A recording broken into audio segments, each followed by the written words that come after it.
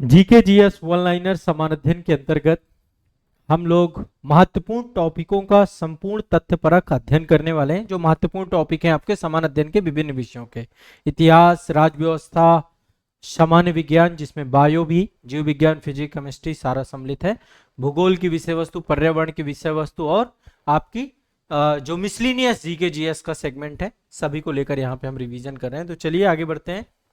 अभी तक के जितने भी लेक्चर हो चुके हैं उनको मैं चाहता हूं कि आप लोग जरूर रिवाइज कर लीजिए। अब आगे बढ़ते हैं आपका, ठीक है।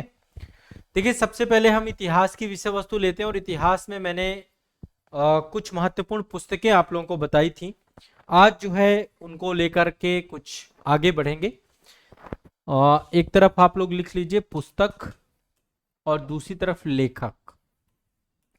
देखिए, ये क्वेश्चन या तो मैच द फॉलोइंग आ जाता है, ठीक है, और मिले जुले क्वेश्चंस आते हैं। जैसे कुछ आपकी पुस्तकें आपकी हो सकता है कि प्राचीन से पूछ ले, कुछ मेडिवल से पूछ ले, कुछ फ्रीडम स्ट्रगल से पूछ ले। तो मैं यहाँ पे आज जो है फ्रीडम स्ट्रगल वाले सेगमेंट से आपको डिस्कस करूंगा। पुस्तक है आपकी एक बहुत ही महत्वपूर्ण जो है बुक है, बंदी जीवन। ये इंडियन फ्रीडम स्ट्रगल की है और सचिंद्र सन्याल के द्वारा लिखी गई है। आप लोग नोट्स भी बनाते जाएं और मेरी क्लास में याद करते जाएं, ठीक है। बंदी जीवन, इससे कई बार क्वेश्चन पूछा जा चुका है। सचिंद्र सन्याल की पुस्तक है, सचिंद्र सन्याल, याद कर लीजिएगा, इससे क्वेश्चन आपका बनता है। तो सचिंद्र सन्याल की एक पुस्तक आपकी है बंदी जीवन। अब इसके अलावा बहुत सारे अन्य हैं, सभी को लेकर एक एक करके हम देखते जाएंगे, डिस्कस करता जाऊंगा मैं आपको। सरोजनी नायडू ने भी एक बुक लिखी है जिसका नाम है द ब्रोकन विंग्स, ठीक है, द ब्रोकन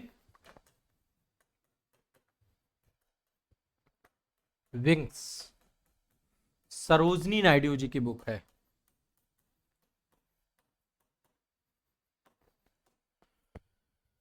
इससे पहले देखो मैं कई सारे महत्वपूर्ण बता चुका हूं, लेकिन फिर भी जहां पे लगेगा मुझे कुछ रिवाइज कराना है मैं रिवाइज भी करा दूंगा। महात्मा गांधी जी की बुक कई सारी हैं, कई सारी पत्रिकाएं हैं, जैसे माई एक्सपेरिमेंट विद ट्रुथ, बहुत फेमस बुक रही है, बहुत ज्यादा प्रतियां बिकी इसकी। माई एक्सपेरिमेंट विद ट्रुथ, ये महात्मा गांधी जी ने अपनी जीवन गाथा लिखी है इसमें। राम मनोहर लोहिया जी ने एक बुक लिखी है the early history, the early wheel of history, the wheel of history. ये पुस्तक आपकी राम मनोहर लोहिया जी की है, मनोहर लोहिया, राम मनोहर लोहिया जी की पुस्तक है the wheel of history. The broken wing Sarojini Naidu की पुस्तक है। बंदी जीवन सचिंद्र सन्याल जी की पुस्तक है, सचिंद्र सन्याल जी की पुस्तक है, ठीक है। इसके बाद एक पुस्तक लिखी गई ईश्वर चंद्र विद्यासागर के द्वारा, बहुविवाह, इनके द्वारा काम भी किया गया, विधवा विवाह पे काम भी किया, लेकिन ईश्वर चंद्र विद्यासागर ने एक बुक लिखी थी बहुविवाह, लिख लीजिएगा। तीन पुस्तकें यहां पे बता रहा हूं। एक तो बंकिम चंद्र चटर्जी की है जिसका नाम है देवी चौधरानी, देवी चौधरानी, देवी चौधरानी, बंकिम चंद्र चटर्जी, आनंद मठ भी इन्होंने लिखी है, बंकिम चंद्र चटर्जी, इनकी पुस्तक है देवी चौधरानी। राष्ट्रगान लिया गया बंकिम चंद्र के, जो वंदे मातरम में हमारा राष्ट्रगान है, राष्ट्रगीत आपका जनगण मन है, वो रविन्द्रनाथ टैगोर जी के द्वारा लिखा गया। एक नील दर्पण करके पुस्तक है जो दीनबंधु मित्रा के द्वारा लिखा गया है, नील दर्पण। इससे भी क्वेश्चन कई बार पूछा गया है। क्या नाम है, दीनबंधु मित्रा,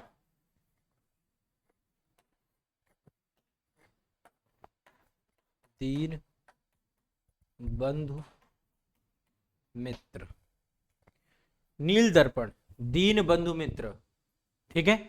प्रेमचंद की एक पुस्तक है शतरंज के खिलाड़ी, शतरंज के खिलाड़ी, प्रेमचंद, प्रेमचंद जी की, मुंशी प्रेमचंद जी की पुस्तक है शतरंज के खिलाड़ी, ठीक है।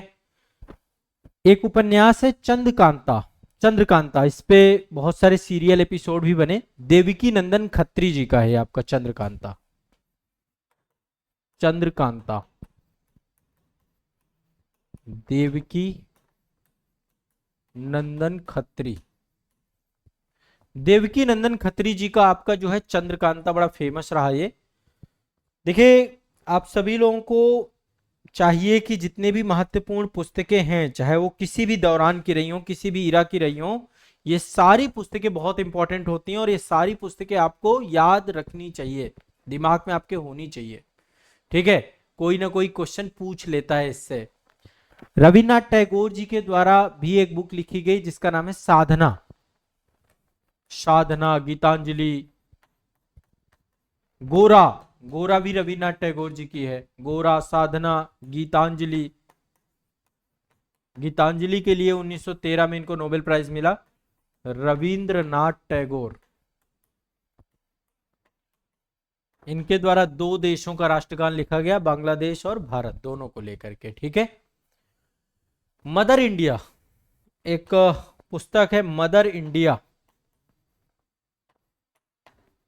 कैथरीन मेयो के द्वारा। कैथरीन मेयो, कैथरीन मेयो के द्वारा लिखा गया mother India. Catherine Mayo, Catherine Mayo, ध्यान रखिएगा, मदर इंडिया कैथरीन मेयो के द्वारा लिखा गया। ठीक है, ए मेरे वतन के लोगों, ये आपने गाना सुना होगा, और ये गाना कवि प्रदीप के द्वारा लिखा गया था और लता मंगेशकर ने आवाज दी थी इस गाने की। बहुत फेमस गाना है आपका। ठीक है, ये आपको दिमाग में बैठा के रखिएगा। क्लियर है, स्पष्ट है, कोई दिक्कत तो नहीं है ना। मोहम्मद इकबाल के बारे में आप सभी जानते हैं, उनके द्वारा सारे जहां से अच्छा हिंदोस्तां हमारा, है ना, मजहब नहीं सिखाता आपस में बैर रखना, ये सब जो पंक्तियां हैं, ये जो रचनाएं हैं, ये मोहम्मद इकबाल के द्वारा भी लिखी गई। इसके अलावा देखो बहुत सारी पुस्तकें, मैं एक तो भगत सिंह के द्वारा कई सारी पुस्तकें लिखी गई। भगत सिंह, नौजवान सभा का भी जो है इन्होंने बनाई थी, भगत सिंह। भगत सिंह की एक पुस्तक है, मैं अनीश्वरवादी क्यों हूं। मैं अनीश्वरवादी क्यों हूं, मतलब मैं अनीश्वरवादी क्यों हूं, ये पुस्तक भगत सिंह जी की है। और एक पुस्तक और है, भगत सिंह जी की पुस्तक है, जिसका टाइटल है, आप सभी को दिमाग में बैठा के रखना है, an introduction to the dream land. An introduction to the dream land. Introduction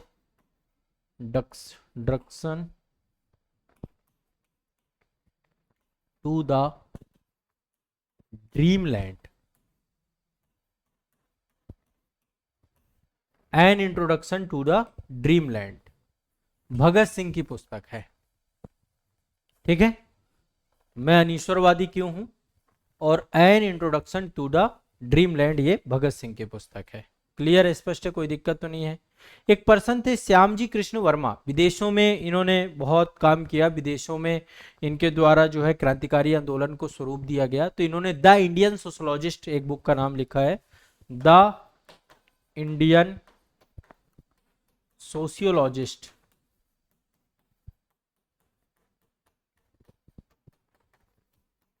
ये है श्यामजी कृष्ण वर्मा, कृष्ण वर्मा, इनकी पुस्तक है the Indian sociologist. Shyamji Krishna Verma की पुस्तक है, श्यामजी कृष्ण वर्मा की पुस्तक है द इंडियन सोशियोलॉजिस्ट। राम शरण दास की पुस्तक है the dream land. The dream land, dream land, Ram शरण दास। मतलब देखो, ये कई बार लगता है कि आसान है, हमने पढ़ लिया, ये सबसे ज्यादा कंफ्यूजिंग होता है, सबसे ज्यादा कंफ्यूजिंग टॉपिक बता रहा हूं मैं। ठीक है, इसके बाद जवाहरलाल नेहरू ने डिस्कवरी ऑफ इंडिया लिखी। एक पर्सन थे जिन्होंने जवाहरलाल नेहरू पे बायोग्राफी लिखी, जिनका नाम है Frank Morris. Frank Morris, Frank Morris ने जवाहरलाल नेहरू जी के ऊपर बायोग्राफी लिखी, जिसका नाम है जवाहरलाल नेहरू अ बायोग्राफी। ठीक है, जवाहरलाल नेहरू अ बायोग्राफी, नेहरू अ biography.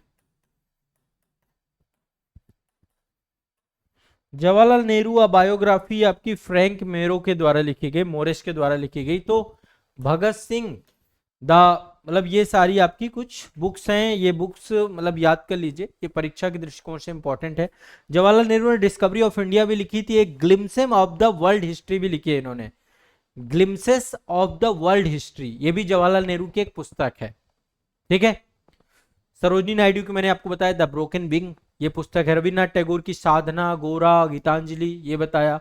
Michael Madhusudan Dutt, Michael Madhusudan Dutt की पुस्तक है captive lady, captive lady, Madhusudan Dutt के द्वारा कैप्टिव लेडी लिखी गई है। ठीक है, गीतांजलि का अंग्रेजी संस्करण 1912 में प्रकाशित हुआ था और इसी अंग्रेजी संस्करण के लिए उन्हें 1913 में रविन्द्रनाथ टैगोर जी को जो है क्या दिया गया था, एक मतलब नोबेल पुरस्कार दिया गया।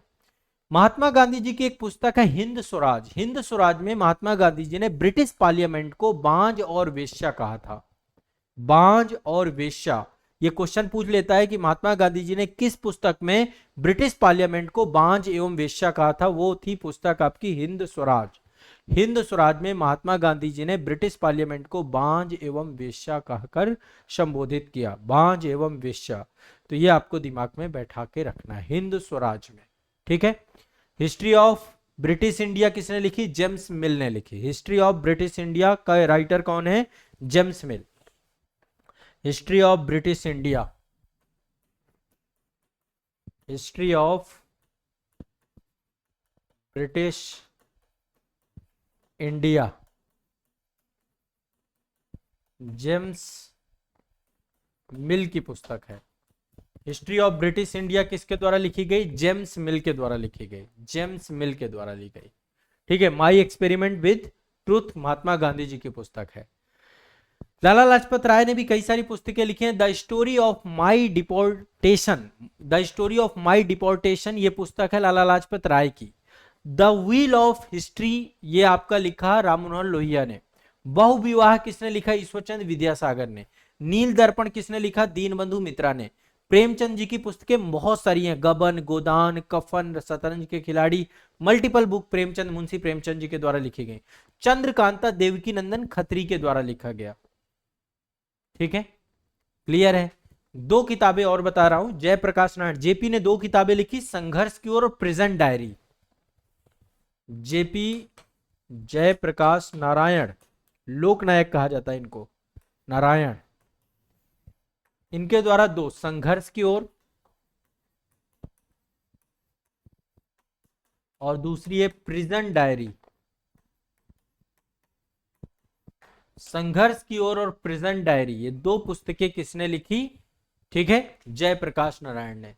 ये आपको दिमाग में बैठा के रखिएगा। इंडियन स्ट्रगल फॉर इंडिपेंडेंस पुस्तक है बिपिन चंद्रा की।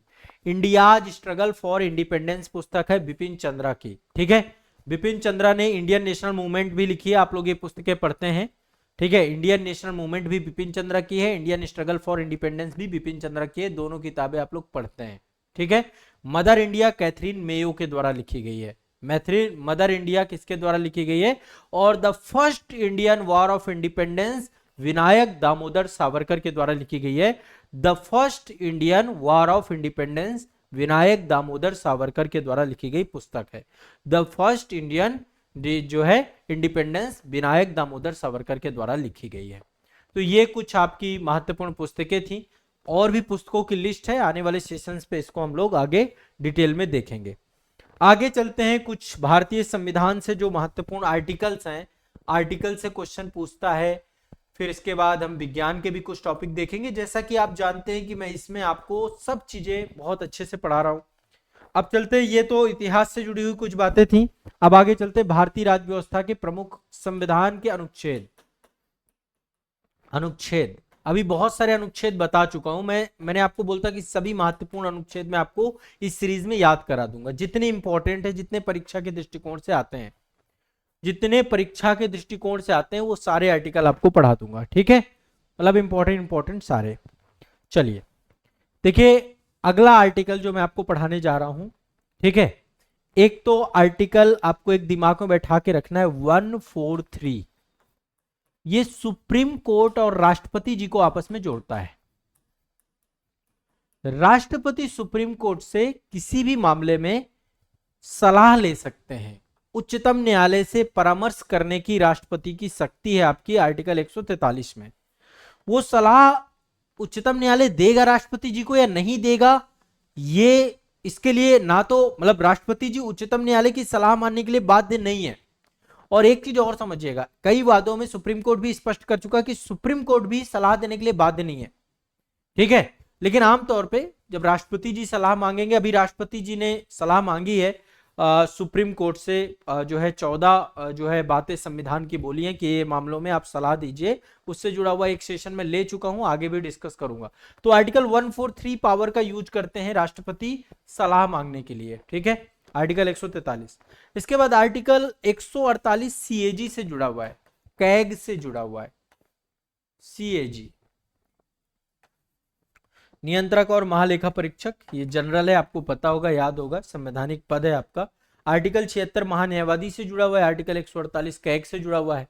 आर्टिकल 155 में राष्ट्रपति की नियुक्ति बताई, राज्यपाल की नियुक्ति, राज्यपाल की नियुक्ति है।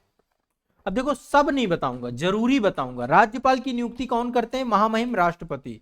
राज्यपाल राष्ट्रपति के प्रसाद पर्यंत कार्य करते हैं, प्रसाद पर्यंत।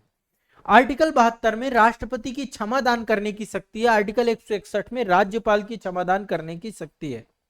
आर्टिकल 161 में राज्यपाल की कार्यपालिका शक्ति आपकी क्षमा दान करने वाली है, क्षमा दान करने की शक्ति, क्षमा दान राज्यपाल। और यहां पे एक चीज दिमाग में बैठा के रखिएगा, राज्यपाल मृत्युदंड को पूर्ण क्षमा नहीं कर सकते, बाकी सब कर सकते हैं। बाकी दंडादेश का निलंबन कर सकते हैं, परिहार कर सकते हैं, लघुकरण कर सकते हैं, ये सब कर सकते हैं। लेकिन पूर्ण क्षमा की शक्ति केवल राष्ट्रपति के पास है। राष्ट्रपति पूर्ण क्षमा करेंगे, बाकी राज्यपाल नहीं कर सकते। आर्टिकल 162 ये राज्यपाल की कार्यपालिका शक्ति के बारे में है कि राज्यपाल की कार्यपालिका शक्ति कहां तक होगी। आमतौर पर देखिए, चाहे आप राष्ट्रपति की कार्यपालिका शक्ति, जैसे आर्टिकल 73 हम देखते हैं ना, आर्टिकल 73 में राष्ट्रपति की कार्यपालिका शक्ति है। तो राष्ट्रपति की कार्यपालिका शक्ति वहां तक है जहां तक संसद कानून बना सकती है। वैसे ही राज्यपाल की कार्यपालिका शक्ति वहां तक है जहां तक विधानसभा कानून बना सकती है। संसद कहां तक कानून बनाती है? संघ सूची के विषय, समवर्ती सूची के विषय पे कानून बनाती है ना। ये संघ की कार्यपालिका जो हमारी विधायिका है उसकी पावर है। तो राष्ट्रपति आर्टिकल 73 के तहत यही पावर प्राप्त करते हैं। उनकी कार्यपालिका शक्ति भी वहीं तक विस्तारित है जहां संसद कानून बना सके। वैसे ही आर्टिकल 162 के तहत राज्यपाल की कार्यपालिका शक्ति का विस्तार उतना है जहां तक राज्य की विधानसभा कानून बना सके, यानी राज्य सूची और समवर्ती सूची के विषयों पर। तो ये राज्यपाल की कार्यपालिका शक्ति के बारे में बताया गया है। ये सब पूछे जा चुके हैं। कार्यपालिका शक्ति का विस्तार ये बहुत डिटेल में मैंने पढ़ाया है आपके। यदि आप फाउंडेशन बैच में मेरे साथ जुड़े हुए हैं, आपको मजा आ जाएगा। इंडियन पॉलिटी मैंने डेप्थ में पढ़ाया, बहुत मजे से पढ़ाया, एक एक चीज पढ़ाई आपकी। आर्टिकल 164, आर्टिकल 164 में राज्यपाल द्वारा मुख्यमंत्री की नियुक्ति और मुख्यमंत्री की सलाह पर अन्य मंत्रियों की नियुक्ति की बात की गई है। राज्यपाल द्वारा मुख्यमंत्री की नियुक्ति और मुख्यमंत्री की सलाह पर अन्य मंत्रियों की नियुक्ति। राज्यपाल द्वारा मुख्यमंत्री की नियुक्ति, राज्यपाल द्वारा मुख्यमंत्री की नियुक्ति। आर्टिकल 75 में देखेंगे तो आर्टिकल 75 में राष्ट्रपति प्रधानमंत्री को नियुक्त करता है और फिर प्रधानमंत्री की सलाह पर जो है राष्ट्रपति अन्य मंत्रियों की नियुक्ति करता है, जो पूरी कैबिनेट बनती है, सेंट्रल कैबिनेट। वैसे ही आपका आर्टिकल 164 में राज्यपाल मुख्यमंत्री की नियुक्ति करता है। राज्यपाल मुख्यमंत्री की नियुक्ति करता है, राज्यपाल मुख्यमंत्री की नियुक्ति करता है, राष्ट्रपति प्रधानमंत्री की नियुक्ति करते हैं आर्टिकल 75 के तहत।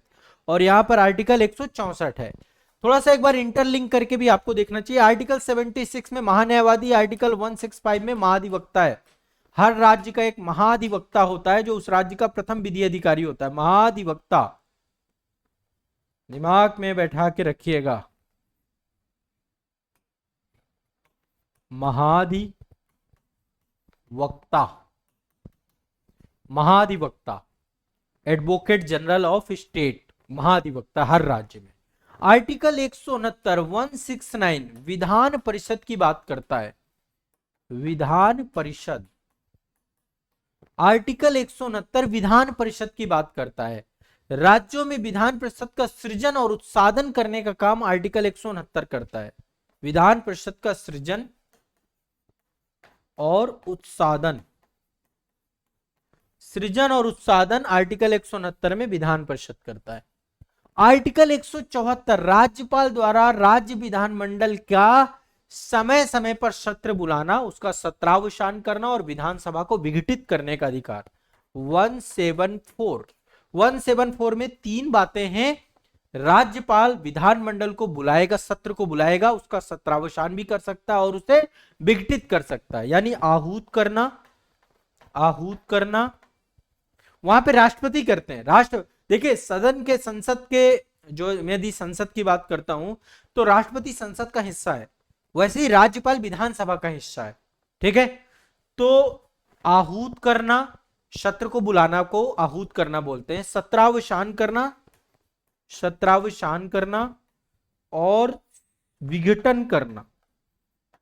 जैसे लोकसभा का विघटन होता है वैसे विधानसभा का विघटन होता है। विधान परिषद का कभी भी विघटन नहीं होता, लेकिन विधान परिषद भारत के 6 राज्यों भर में है। आर्टिकल 169 6 राज्यों में, यूपी, बिहार, तेलंगाना, आंध्र प्रदेश, महाराष्ट्र और कर्नाटक, 6 जगह पे है मात्र। ठीक है, दिमाग में बैठा लीजिएगा। आर्टिकल 200 और 201 ये विधेयकों में अनुमति से जुड़ा हुआ है। जब भी कोई विधेयक पास होगा राज्यपाल के पास जाएगा, राज्यपाल या तो विधेयक में अनुमति दे देंगे या अनुमति रोक लेंगे या राष्ट्रपति के लिए दे देंगे कि भाई राष्ट्रपति इस पे बताएंगे। तो विधेयकों में अनुमति।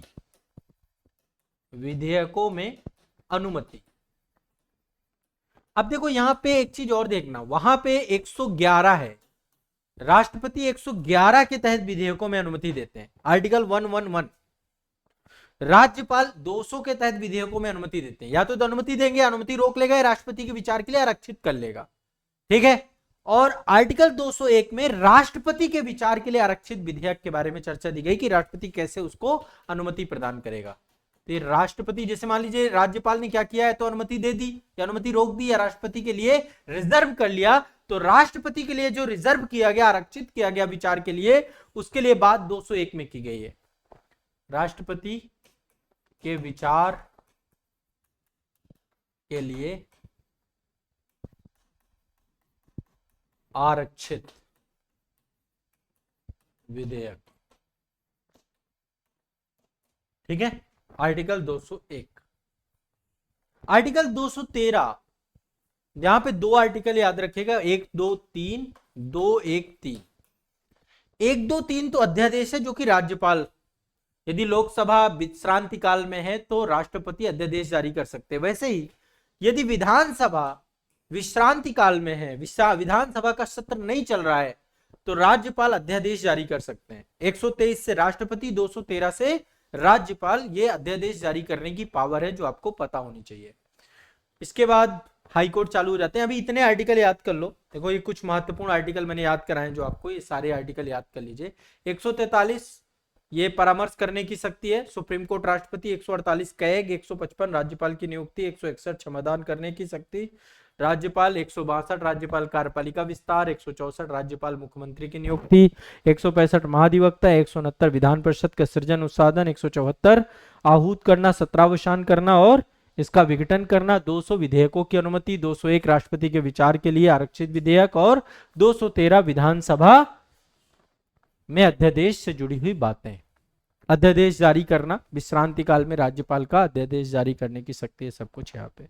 तो ये कुछ महत्वपूर्ण करंट अफेयर्स, वो माफ करिएगा, समान अध्ययन के पॉलिटी के कुछ आर्टिकल्स हैं। अभी आगे हम इसको और ऐड करेंगे।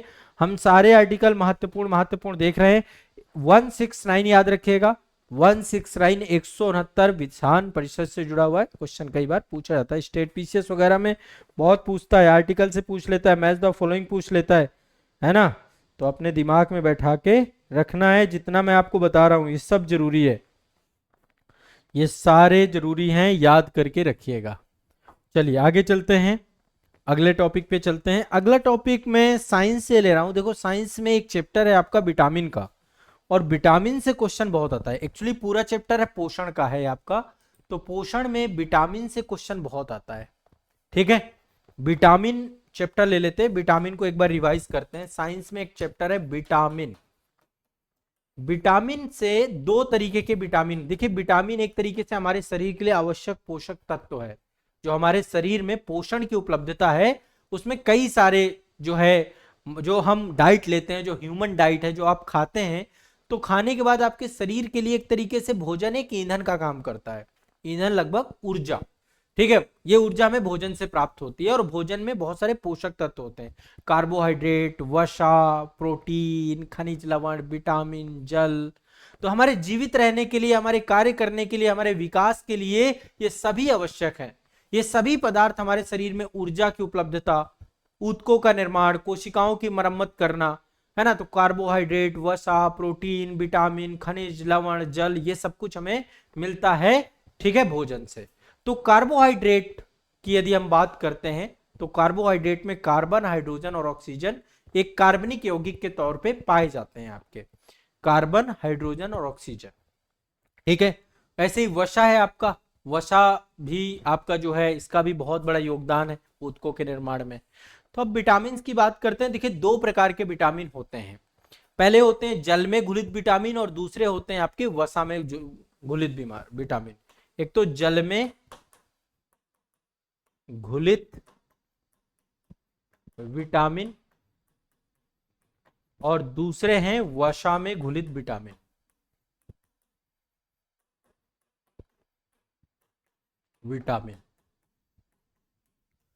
जल में घुले हुए विटामिन कौन कौन से हैं और वसा में घुले हुए विटामिन कौन कौन से हैं? टोटल 6 प्रमुख विटामिन हैं, जिनमें से कुछ विटामिन ऐसे हैं जो वाटर के साथ आपके मिल जाते हैं, जिनमें से केवल 2 विटामिन है जो जल में घुलते हैं, बी और सी। और वसा के साथ ए, डी, ई, के, 4 विटामिन आपके वसा जल में घुलित है, ठीक है। तो जल में घुलित विटामिन को आपको दिमाग में बैठा के रखना है, ठीक है। यहां पे थोड़ा सा कुछ गड़बड़ हुआ, हाँ, बी और सी जल के साथ है, वसा के साथ ए, डी, ई, के, ये आपके वसा के साथ घुलित विटामिन, ठीक है। अब एक एक विटामिन को, इसको हम रेटिनॉल कहते हैं, रेटिनॉल, इसका वैज्ञानिक नाम क्या है? रेटिनॉल। विटामिन ए को रेटिनॉल कहा जाता है, वसा में घुलित विटामिन है, जल में ये आपका नहीं टूटता है, हमारी बॉडी में जो फैट पाया जाता है उसमें हमारी बॉडी की वृद्धि में सहायक होता है। यदि इसकी कमी हो जाए तो आप सभी को पता है कि क्या होता है, इसकी कमी से आपको रतौंधी रोग हो जाता है, रतौंधी रोग हो जाता है, ठीक है। रतौंधी मतलब आंखें शुष्क रहने लग जाती हैं, शुष्क रहने लग जाती हैं, कार्निया सफेद हो जाती है, सफेद फुल्की पड़ने लग जाती है, इससे धीरे धीरे हमारे आंखों की रोशनी कम होने लग जाती है। तो ये सब कुछ आपका इसी की कमी के कारण से होता है, विटामिन ए की कमी के कारण से होता है। विभिन्न सोर्सेज से जहां विटामिन ए पाया जाता है, विटामिन देखो आमतौर पे बॉडी के अंदर नहीं बनते, हमें विभिन्न सोर्सेज से इंटेक करना पड़ता है, मक्खन, अंडा, जर्दी, दूध, मछली, है ना, इन सब से हमें विटामिन ए प्राप्त होता है, ठीक है। तो विटामिन ए ये आपको दिमाग में बैठा के रखना है, गाजर, पालक, टमाटर, इन सब से विटामिन ए हमें मिलता है और रतौंधी नामक रोग होता है। विटामिन ए मतलब हमारी बॉडी में पर डे हमें आवश्यकता है। विटामिन ए को हम कैरोटीन भी कहते हैं, रेटिनॉल भी कहते हैं, कैरोटीन भी कहा जाता है इसको, कैरोटीन, कैरोटीन। तो ये विटामिन ए हो गया। दूसरा विटामिन, अभी बी और सी के बारे में भी हम बात करेंगे। विटामिन बी यदि आप देखें तो इसके मल्टीपल कॉम्प्लेक्स हैं। विटामिन बी और सी में बाद में बात करूंगा, अभी मैं एक बार विटामिन डी, पहले ये वाले हम वसा में घुलित विटामिन देख लेते हैं, बी कॉम्प्लेक्स हम बाद में बात करेंगे। विटामिन डी को हम कैल्सीफेरोल कहते हैं, कैल्सीफेरोल। विटामिन डी को हम क्या बोलते हैं? कैल्सीफेरोल। विटामिन डी वसा में घुलित विटामिन है, इसकी कमी के कारण से रिकेट्स नामक रोग हो जाता है, ठीक है। रिकेट्स निरोधी विटामिन भी कहते हैं। रिकेट्स में हमारी बॉडी की जो हड्डियां हैं वो कमजोर पड़ जाती हैं, ठीक है। बच्चों के दांत बहुत देर से निकलते हैं यदि उनके विटामिन डी की कमी हो गई, पसलियां मोटी हो जाती हैं, सिर बड़ा हो जाता है, विटामिन D3 हमारे बॉडी के लिए बहुत जरूरी है। देखो कई बार आप लोग पढ़ाई करते हैं, पढ़ाई में मन नहीं लगता है, शरीर में कमजोरी सी महसूस, आपको विटामिन डी चेक कराना चाहिए। आज इंडिया में बहुत बड़ी प्रॉब्लम है, लोग जो है एक तो फ्लैट सिस्टम आ गया है, सूर्य की रोशनी से बहुत ज्यादा वाकिया नहीं बचा है, तो लोगों को विटामिन डी की कमी हो जाती है। बहुत बड़ी संख्या में लोग ऐसे हैं जिनको विटामिन डी की कमी हो जाती है। तो विटामिन डी मतलब हमारी बॉडी में यदि कम हो जाएगा तो हमें दिक्कत हो जाएगी। तो मछली का तेल, मक्खन, कलेजी, अंडा, जर्दी, दूध, इन सब में जो है, और धूप में, सूर्य के धूप में भी हमें विटामिन डी पाया जाता है। ठीक है, तो विटामिन डी को कैल्सीफेरॉल कहते हैं। इसकी कमी से रिकेट्स नामक रोग होता है। विटामिन ई को टोकोफेरोल कहा जाता है। टोकोफेरोल, टोकोफेरोल क्या बोलते हैं इसको? टोकोफेरोल। टोकोफेरोल आपका विटामिन ई के कमी से होता है और ये प्रजनन शक्ति को प्रभावित करता है। प्रजनन शक्ति को, इसकी कमी से नपुंसकता हो जाती है, नपुंसकता, त्वचा सूज जाती है, शरीर में विभिन्न प्रकार के रोग हो जाते हैं। तो मांस, अंडे की जर्दी, गेहूं आदि में विटामिन ए या टोकोफेरोल पाया जाता है, प्रजनन शक्ति को प्रभावित करता है ये। तो ये आपका नपुंसकता को प्रभावित करता है विटामिन ई, टोकोफेरोल। और विटामिन के को हम फिलोक्विनोन कहते हैं। फिलोक्विनोन, क्विनोन, फिलोक्विनिन कहते हैं विटामिन के को। विटामिन के को फिलोक्विनिन कहते हैं, और ये इसकी कमी से ब्लड में क्लॉटिंग नहीं होती, थक्का नहीं बनता है ना। तो ये आपका जो हमारा लीवर होता है, यकृत होता है, उसमें प्रोथ्रम्बिन निर्माण में आवश्यक होती है, और ब्लड को जमाने में प्रोथ्रम्बिन की सबसे ज्यादा इंपॉर्टेंस होती है। तो ये आपको दिमाग में बैठा के रखना है कि विटामिन के की कमी से हमारा ब्लड में क्लॉटिंग नहीं होगी क्षमता। तो इससे जब भी कोई ब्लड, मतलब इससे क्या होगा, जैसे दांतों के मसूड़ों से खून निकलने लग जाता है, और हमारे आंखों में भी ब्लड अंदर ही अंदर, दृष्टिपटल के अंदर भी ब्लड जो है स्टार्ट हो जाता है। तो विटामिन के की कमी से कहीं भी घाव हो गया तो उससे ब्लड निकलने लग जाता है। तो विटामिन के की कमी से हमारी बॉडी की ब्लड क्लॉटिंग प्रक्रिया प्रभावित होती है, इसका बहुत बड़ा इंपॉर्टेंस है। तो vitamin A retinol, vitamin D calciferol, vitamin E tocopherol, और विटामिन के फिलोक्विनोन, ये क्वेश्चन पूछे जाएंगे। आप विटामिन बी कॉम्प्लेक्स और सी में अगले सेशन में आप लोगों से डिटेल में डिस्कस करूंगा। ये आपका जो है कुछ महत्वपूर्ण जो है विषय वस्तु हमारी यहाँ पे चर्चा हो गई। ठीक है, ये फैक्चुअल क्लास है, यहाँ पे केवल मैं फैक्ट बेस्ड डिस्कस करता हूँ। यही चीजें क्लासेस में मैं डिटेल में आपको पढ़ा रहा हूँ, डेप्थ में पढ़ा रहा हूँ। फाउंडेशन बैच में, ये रिवीजन बैच की क्लास है। रिवीजन बैच में आपको रिवीजन की तरह तथ्यात्मक और फैक्चुअल ही टॉपिक आपको पढ़ाना चाहिए। ठीक है, तो यहाँ पे मल्टीपल सब्जेक्ट हम लोग कम टाइम पे रिवाइज करते हैं, और आपको ये पेड बैच के अंदर भी क्लास आपको मैं उपलब्ध करा रहा हूँ। पेड बैच में भी आपको बढ़िया से वहां पे जीएस के इतने सारे टॉपिक और बहुत सिस्टमेटिक तरीके से 6 सब्जेक्ट मैंने जनरल स्टडी महा रिवीजन के आपको पढ़ाए हैं। आप एक बार वो सारे सेशन देखिएगा, हर सेशन से क्वेश्चन निकल के आएंगे। जो हमारा रिवीजन बैच है पेड बैच में, उसमें पूरा जनरल स्टडी महा रिवीजन की क्लास आपको मिलेगी, जिसमें हर चीज मैंने इंपॉर्टेंट टॉपिक पढ़ाए, वो सारे टॉपिक आपको याद करना, और ये मैं आपको कंप्लीट कराता रहूंगा। ठीक है, चलिए।